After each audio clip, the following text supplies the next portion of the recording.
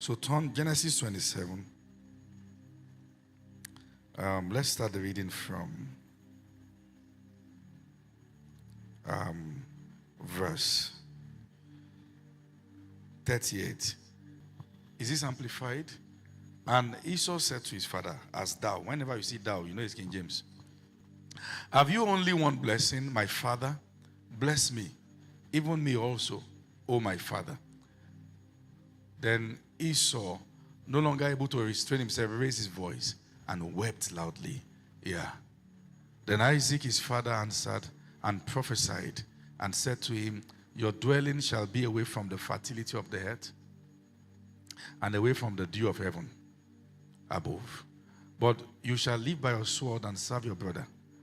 And however, it shall come to pass when you break loose from your anger and hatred, that you will tear his yoke off your neck and you'll be free from him. Now, hold on a minute. I want to show you something. You will tear his yoke off your what? Neck. Now, give me this in Message translation, quickly.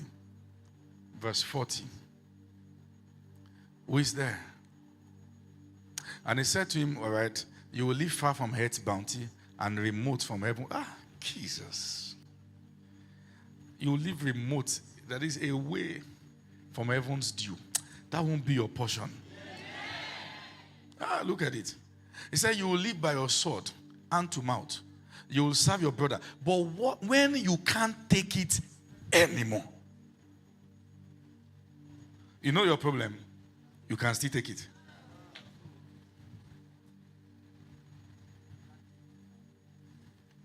The moment your eyes get open and say those who are doing great things in life were not born with two heads. And this excuse about your background, that is when it ceases to make sense anymore. When you can't take it any, say you break his yoke.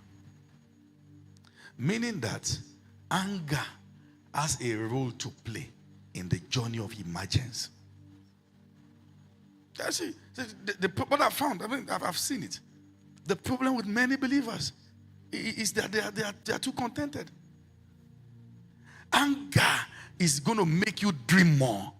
It's going to make you ask questions. It's going to make you seek for better ways for things to be done. You can't be complacent. You are going to want to evolve into a new version. It's going to push you. Take sleep from your eyes. Anger is going to make you ask questions. How can I be better? What can I do? How can I learn?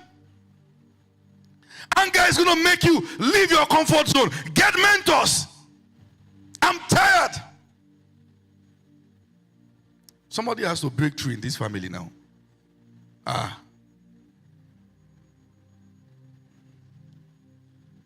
Anger is going to make you do the right thing. You start making decisions you've not been making. Quality decisions. Informed decisions. You born midnight can do. You will search. You see, let me tell you, as much as people get blessed from my teachings, and I'm excited about what God is doing through the teachings, but me, myself, I'm angry. I sit down with my tape, and I say, okay, here, it could have been better said. Here, why didn't I remember this scripture? Here, why didn't I remember this? Once you stop having that kind of character, you become stale. And I've told people, there is nothing, familiarity is not a problem. It is a symptom. Familiarity is one of the quick pointer that you are stagnant in grace. You only get familiar with what is not moving. You only get familiar with what is not evolving. If you will keep evolving, shifting, moving, nobody can get familiar with you. Before you catch up with this version, another version has emerged. You are wondering, but just yesterday, wait, before you catch up again, another version has emerged. Because the fellow is discontented with himself.